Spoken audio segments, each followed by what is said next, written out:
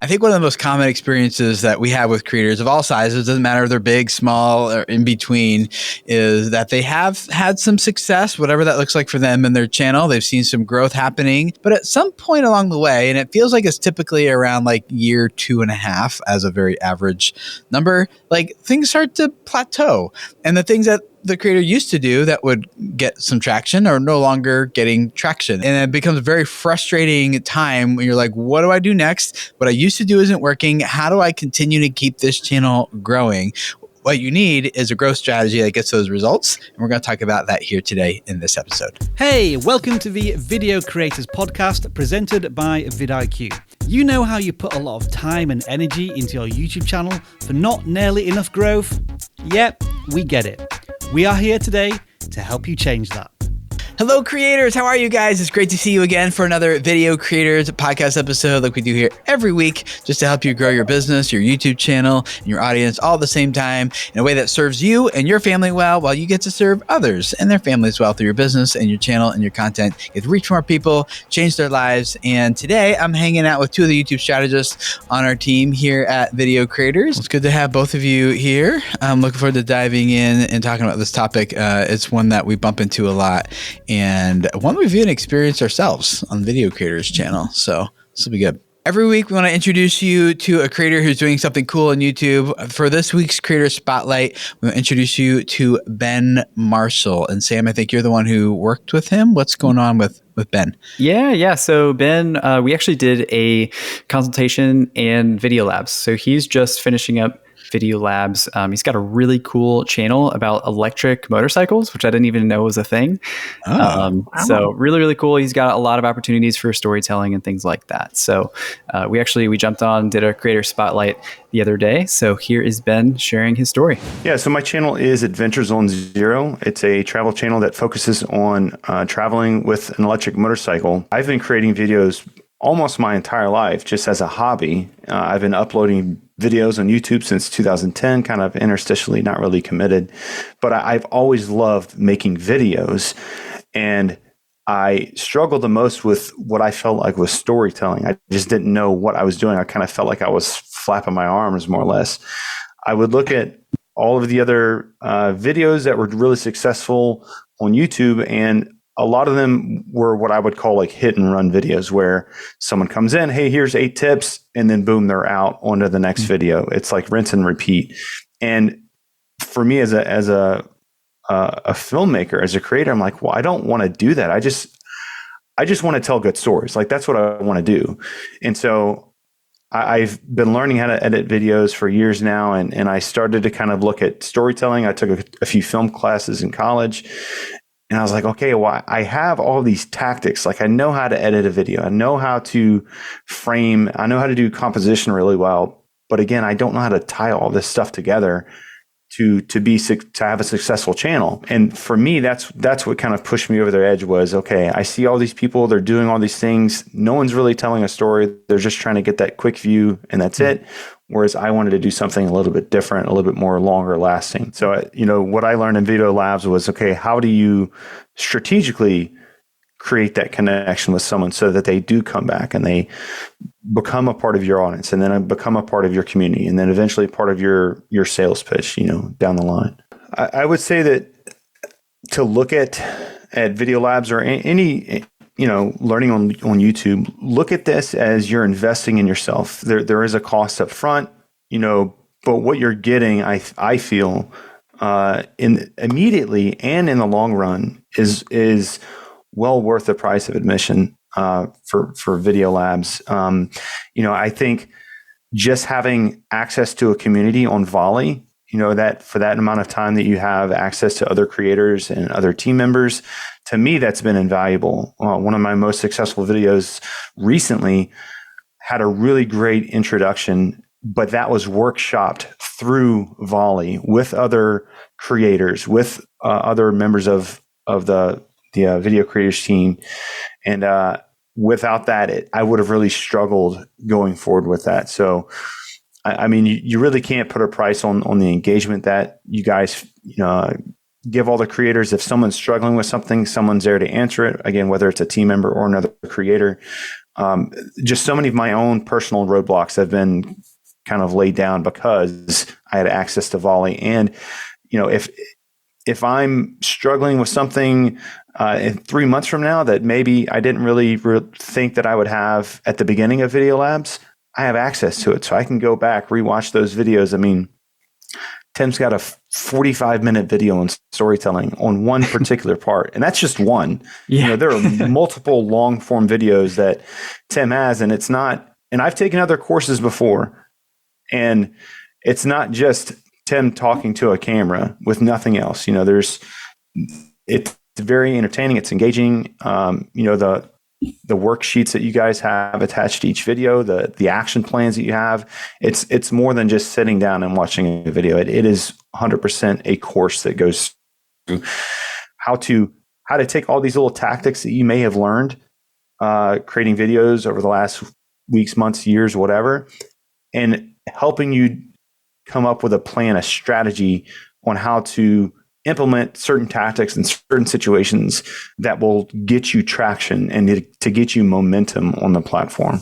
Thinking back to the one consultation call that we had, I at the end of it, we were talking about my goals and stuff like that. And I was like, look, man, I just want to tell good stories. I feel like that's been my struggle. I get in front of camera, I'm all like, I don't know what to say. I don't know what to shoot. I don't know. It's just like, but now that I have this structure to kind of fall back on, I definitely feel that I can build off of the whole experience of having access to this course and access to the Volley and stuff. So yeah, if you're a creator and you're frustrated with where you're at, you feel kind of stuck, and you have been looking at video labs or video creators, and you're like, man, I don't know if I can. I don't know if they're going to give me what I'm looking for. Just again, remember that you are investing in yourself. I know that this course in 2 years is going to triple, quadruple pay for itself. We work with creators all the time who are just feeling stuck with their channel. And I love what Ben was saying about just taking that first step to invest in yourself. So if you want to take the first small step of investing in yourself, we would love to jump on a 15-minute discovery call with you just to hear a little bit of your story and see how we can help. So if that sounds like something that would be helpful for you, feel free to sign up at videocreators.com/discovery call. Ingrid, Sam, when it comes to needing a better YouTube strategy to break out of that plateau and get to a better place, I'm looking forward to learning from both of you here about how to do that. That's a real challenge. It's a real problem. The creator wants to grow. They want to get more results. They want to keep their momentum going, but they're just stuck at the same level of views, same level of subscribers. No matter what they do, they can't pass like X number of views on any video going forward. And it's frustrating because they see other creators that are like growing faster than them who look like they're doing the same thing. Why are they getting better results than me?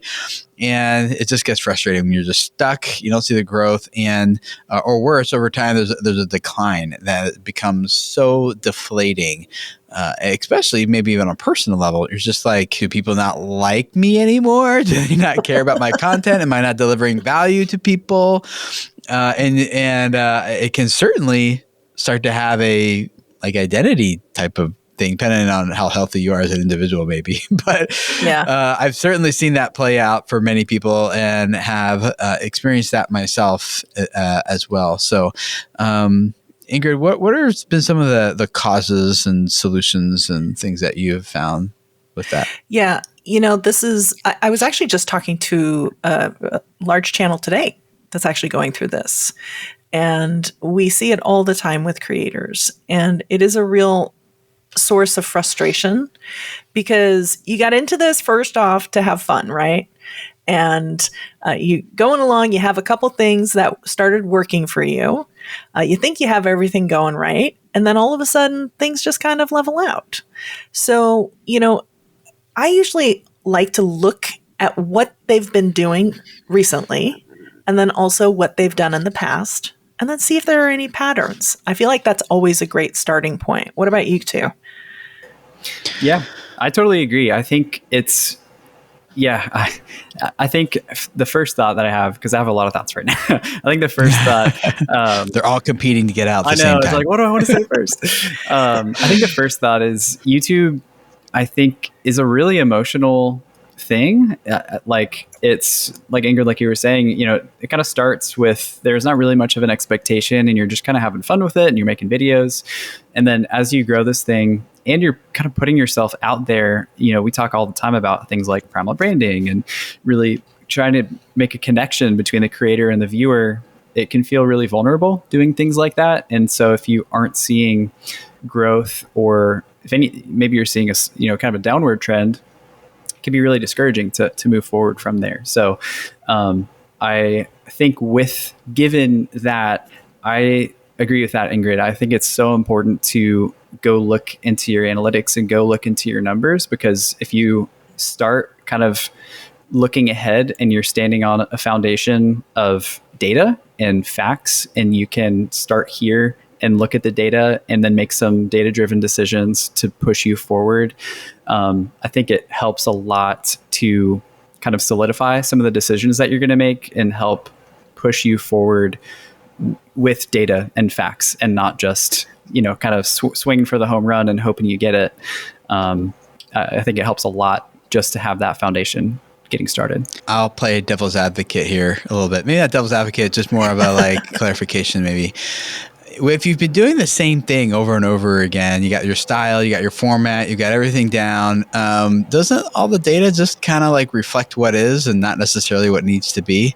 How to use your data to figure out what the pivot or the change needs to be? Yeah, I would think like going into your retention and looking there, if you have been doing the same thing over and over for a while and expecting different results, I would expect you're probably going to have a lot of similar retention graphs and a lot of similar data, maybe highlight areas where you might see, oh, I use the same phrasing at the beginning of every single video and I have a giant decline at every single video, kind of a thing.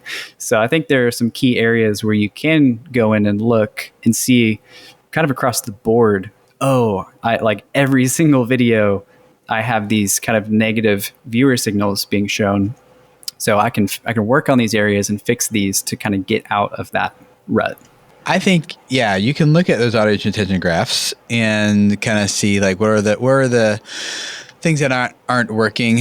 But I find a lot of times creators are like, okay, I know it's not working, but I still don't know how to make it work better. Like, what do I do with this information? Okay, like I get 38% of my people are still watching at the end of the video, and it's all pretty flat after 56 seconds on average. So now what? A friend of mine is just shy of 1 million subscribers on YouTube. And we've been having some of these conversations lately because this creator was growing pretty rapidly, getting close to, and then it looked like they were going to hit and then they just kind of like inertia just dropped. And now it's kind of flat. And he's just like, I was supposed to be at 1 million subs by now. Like, what the heck? Like, and same thing. I didn't change anything on my channel. I'm still doing the same thing I always did. And he's still getting the same number of views, video to video, kind of almost no matter what he does. He's got that core audience of people who watch, but the channel isn't really bringing in new people as like it used to be. And he's like, I didn't change anything. Why did it used to work and doesn't now? So I think where you're in that situation, and you're looking and you know your numbers, you know your data, but you don't know what to do next. I think it's just like a good idea. Just do something different. Like break it. And I think what most creators do at this point is like, okay, I'll do something different, but it's like a little tweak. It's not like a completely different thing, right? So what this guy did is he has been taking like hard left turns, not in his value prop for his target audience. That stays consistently the same. But people are getting very different approaches to that value prop. So for example, instead of doing a lot of like vlogging style formats, instead he hired a film crew to come just follow him around and turn this into more of a documentary style thing. It cost a lot of money, but he started like breaking out of his normal rhythms and normal processes. And not everyone can like, okay, I'm going to hire a film crew to come do this, Right. You don't have to. The point is like, that's one of the ways and honestly, like those videos perform very differently. Now he can start using the data a little bit better because he can start to compare two things that are very different as opposed to all these things are kind of the same. So he did a couple with this documentary style content with his this agency that came and made those, and then he did his own style, but like different. It wasn't like with vlogging styles.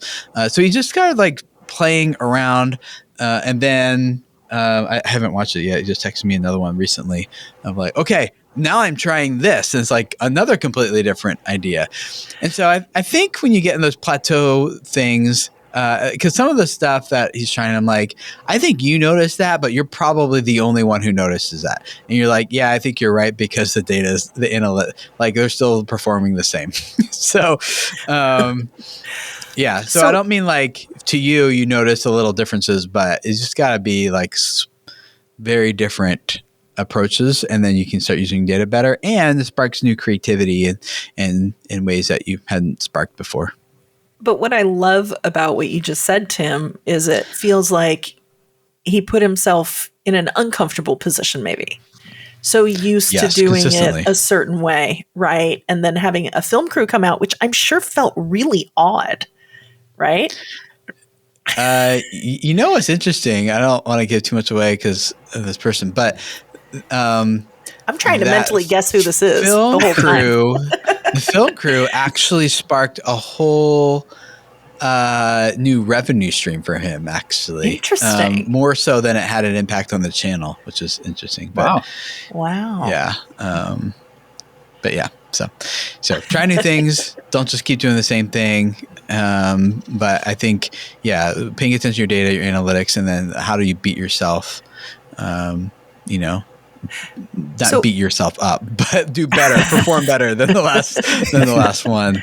I have a question though, because you said take a hard left turn. Do you have any more practical bits for somebody who might have never done that before? I don't know.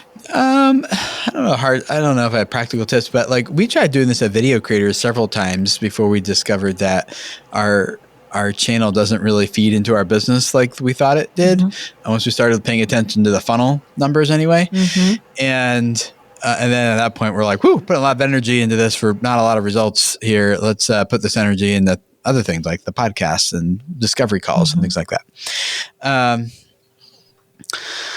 But when we were trying to do this on the Video Creators channel, I had just done the talking head thing, just stand here and give you 3 points about whatever.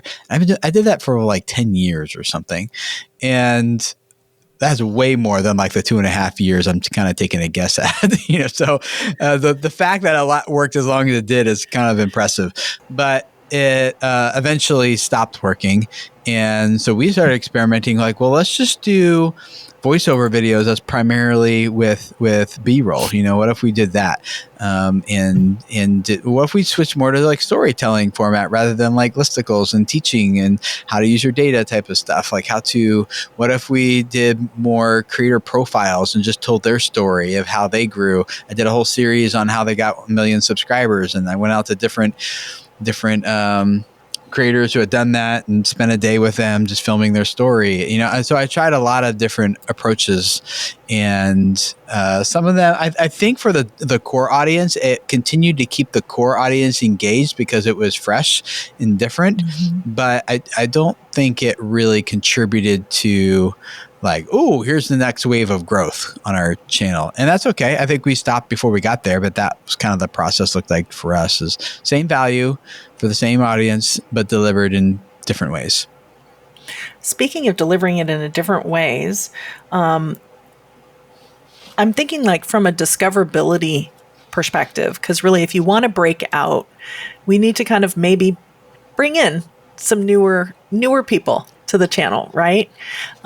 What would be some ways that you two would recommend for somebody to really do that? Yeah, I think the first place my mind goes right now is shorts. I think for especially discouraged creators who maybe haven't really dove into shorts yet or very much, they are such an easy lift. I think they can just be really exciting to look at, where, the time maybe it takes to make one video, you could probably do like 10 shorts. I mean, you can really put out a lot of content with them.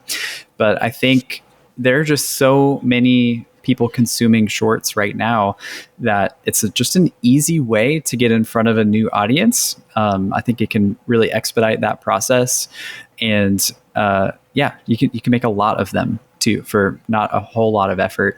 And I don't know, like creatively, I don't know if everybody feels like this. I think I feel like this for myself, but I think creatively it's kind of fun having a different format. If you're going to try to tell a story in a minute or less, or try to create, a specific type of video in a shorter amount of time in its vertical format. I think the fact that it's just kind of like a different perspective, it's something fresh, it's something different, is just kind of exciting too, I think, as a creator. So that's where my mind goes first. I feel like one of the things with Short Zone, this is something that I've noticed with creators, is ones we've worked with and other channels, is a lot of times they just clip existing content. And if, the content isn't really bringing in people or connecting the way it was, clipping that content into a short isn't necessarily stretching yourself and growing.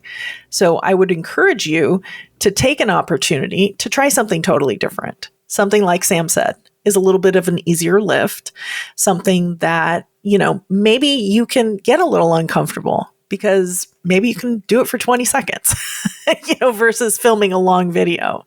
But just to really kind of have a little bit of fun, and bring in those extra people, because we found with our clients that from a discoverability standpoint, one of the biggest assets that shorts bring to a channel are new subscribers. Yeah, absolutely. I think it's just cool to see too, like more and more recently, the integration of shorts and how YouTube is tying them to like surfacing them on the homepage and places like that. Like I personally never really consumed shorts very much until, I don't know, a month or 2 months ago. And I am seeing them being shown to me all the time. And it's mostly people that I'm already being shown, creators that I tend to watch a lot. YouTube is surfacing their shorts to me now too. So I think they're more and more kind of creating this bridge between shorts content and then regular form content. So if you can get some of them to land on your target audience's homepages, like there's a lot of power in that in a 30-second video. Ingrid, I'm on my personal podcast, the Business Family Marriage Podcast. I finally recorded an episode this past week, put it up, titled it the Internal Dragons I Slayed in 2022, this past year. And I don't have a lot of time to make unique shorts to grow that channel. I make a video version of the podcast and I put it on my personal YouTube channel. And is it better than nothing to like just take clips from it? Of course. Or is it and make them like shorts, or because that's what I've been doing. I haven't published any yet, but I started playing with. Let me just take some snippets from these, and or is that kind of like you're just putting more lame content out there? It's not going to work. I don't think it's lame content. I mean, I think it has value, but I think that when we're really talking about, you're kind of stuck and plateauing. For you to really break out, I think that's when you need to experiment. I don't think it's a bad thing to necessarily do that, but I think that you should also give it a shot of creating some original pieces. And the thing that I don't want you to think of it as is community content, because those shorts to me are not community pieces, right? Because you're crafting these for non-subscribers. But maybe you can even dip into some, and this is something that some of my clients have been doing. They're creating shorts the same day that they're creating their videos. Some of it is the same content, but they're presenting it in a different way. and they're making it short, no pun intended, but they're making it short, like 20-second pieces or maybe 40-second pieces versus a full minute. And it just gives them that little extra little lift that they can use further down the line after the video's gone out. And it's an extra little piece of content that they didn't necessarily have to put a massive amount of effort in. Does that make sense when I say it that way? Yeah, but if you can make the same content in 60 seconds as you otherwise would have in 9 minutes, is there a reason to still make the 9-minute version? Oh, well, think of how-to channels. Sometimes when you're doing a tutorial, there's a lot of information, and some of those bits would be great just as like little one-offs. They don't necessarily need to always be a big, long video, but they can, as context for a longer topic, they have value. They also have value in little tiny snippets because, again, this is discoverable, and we're trying to reach new people, and maybe those little snippets are the ways to get to them. Yeah, I was going to say too, because Tim, you first asked the question because this was based on your podcast. Podcasts tend to be longer, maybe an hour, 40 minutes to an hour long pieces of content. And it's a lot harder for a first-time viewer who has no idea who you are yet to click into that video, where maybe a few, and in 40 minutes, you might have a lot of potential shorts if you repurpose those, small little bits of value that you can sprinkle in between those podcasts. If you're doing one podcast a month or something like that, where you've got now these little vehicles that can go out and reach a first-time viewer probably a lot more effectively than just the one podcast itself. Just on the practical side, maybe I haven't been doing shorts or reels or anything of my personal podcast because I don't want to take the time to go through it and listen and cut up all little things and stuff. So someone recommended a program called what's it called? I just lost it here. Descript. You guys heard of Descript? Yeah. I haven't. No. Yeah, interesting. It just transcribes your video and then you edit your video the way you would a Word document, a Google Doc, and you just go through it and you just delete like the words you want and the ums or whatever, and then it fills in like naturally the gaps with like the same white noise in your room, so it sounds all natural. Wow. From a video perspective, it can be kind of jumpy, but from an audio perspective, it sounds pretty smooth, which I would argue is probably more important. So it's so I just started playing around with that, and I can just skim the document and be like, oh, here's where I talked about this thing, just kind of tweak it a little bit and then format it and export it.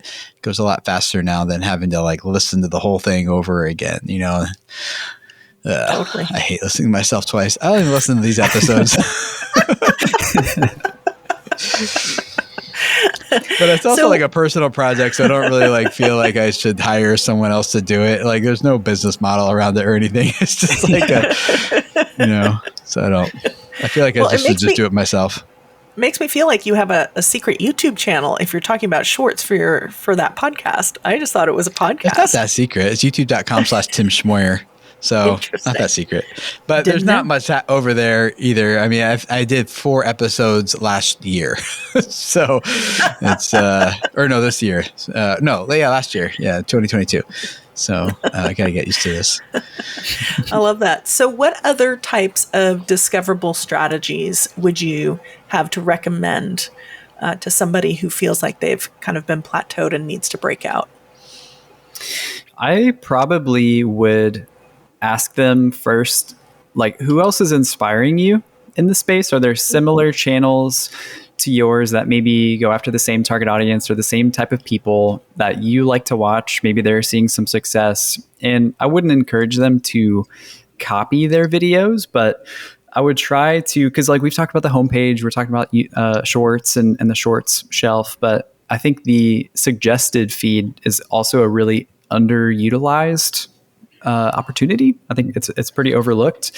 So the suggested feed, kind of going for that tab on the side of your screen. So I would say if you are inspired by another creator and you are just seeing maybe some success that they're having or some particular videos, maybe they're more topical videos, maybe they're just an idea maybe that you haven't thought of or something that's just performing well, maybe try to either recreate that video, make a better version of it, or maybe that particular video, it could lend itself to maybe if you were to make a part 2 or like just a really natural successor to, if somebody watched this video, what would just make sense for them to watch next. So if you're able to land on the suggested tab next to that video, ideally, I think that's a great opportunity for discoverability as well. Yeah, I think another thing too is that sometimes people get stuck, and I haven't seen this to be the case as often, but they have genuinely tapped out their potential audience market on YouTube, right? That's a pretty narrow niche. It's a pretty narrow audience they're going after. It's just not that big, compared to a lot of other niches on YouTube and such. And so at some point, they're the biggest in their industry, in their space, and there's not really more people who are interested in that thing. So in that case, then when I worked with those creators, usually what we did was like, all right, well, how do we keep the same value but broaden the audience and make the audience, like, how do we go from being less narrow appeal and a little bit more broad appeal? What was that? What would that look like? And not in a way that would alienate the core audience, but in a way that allows us to also reach an audience that maybe isn't as diehard and knows all the details here, or it'd be a little bit easier for a passive kind of person in this audience to engage. And so we got to broaden that up a little bit. And there's a lot of different ways to do that, but just revisiting who the target audience is could provide some maybe ideas, some fodder for expanding your audience a little bit more. Absolutely. And I find that sometimes we just kind of forget, after we've been doing it for so long, we get kind of into that hamster wheel a little bit, and we kind of forget why we did it in the first place. And maybe we kind of fell out of love a little bit with that as well. So how do you reinvigorate that for yourself? What does that look like? And yeah. One other thing I think creators could do too is that, I don't want to sound like cold-hearted or anything, but there does seem to be like a life cycle of a channel. Mm-hmm. And not just a YouTube channel, but I think this phenomenon exists elsewhere too, where people just get bored, and they're kind of just looking for something new. You see really good television shows come online and go offline, or not online, but on the air and off the air. You got different music bands that are really popular for a season, some a little bit longer than others and a little bit more popular than others, but then they start to dissipate too. Actors and actresses and, football athletes. And, so you see it a lot of places, books even too. And I don't know that it's like, that it's because like people just are like, I used to like you, I don't like you anymore.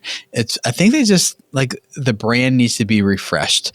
And there's some people like Madonna who've been able to reinvent, I'm not saying she's a great example, but she's been able to reinvent herself, time and time again, and continue to stay somewhat relevant for decades, right? You've got some bands, some artists, some musicians, some creators who have been able to do that. But those are pretty few and far between. I think it's because a lot of us, when we think about change, it becomes scary. We get nervous, like, oh, I could do that. Mm-hmm. But it's easier to hold on and like have this tight grip on the thing that you currently have, because you feel like if you open your hand and do something else, you might lose all of it. And there is, in one sense, a risk to that, right? But there's also this bigger risk of holding on and not changing, that eventually all that sand will slip through your grip and you'll have nothing left and you'll be holding on to nothing. So I think we do need to like let go and be like, okay, how do I reinvent my brand? And by reinventing the brand, I think what I normally mean here is that it needs to be about like reinventing your primal branding elements. Like, all right, you need to refresh your creation story, and the rituals on your channel need to be updated, and new icons and new creeds and new sacred words and maybe new non-believers. Like, and then when I look at the creators and the artists and the musicians and the athletes and the authors and all the people who have been able to continue to stay relevant over time is that they tend to reinvent those elements of their brand every like 1.5 to 2 years or so.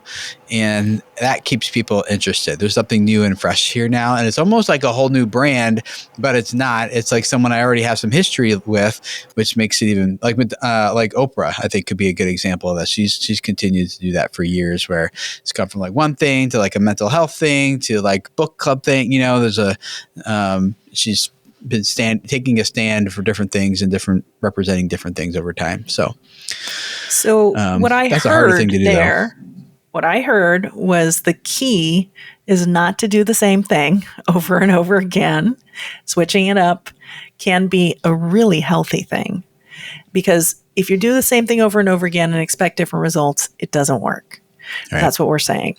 Sometimes going back to the basics, finding out why you enjoy making this content in the first place, shake things up a little bit, ask yourself even, why do you love other creators that you've been following for a long time maybe? What is it that they are doing that make you consistently come back, laugh, watch, and comment? Maybe even involve your audience, dip into your community strategies, get them talking, try going live if you've never gone live, experiment with new discoverable strategies. If you need it, we give you permission.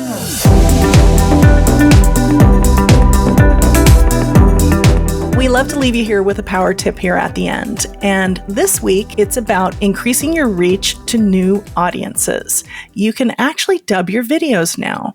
YouTube has connected with Google's in-house incubator, Area 120, which creates new products. Newest product is Allowed. What it does is it turns videos from English perhaps into Spanish or another language. You can dub a video in Allowed in just a few hours, and it's completely free.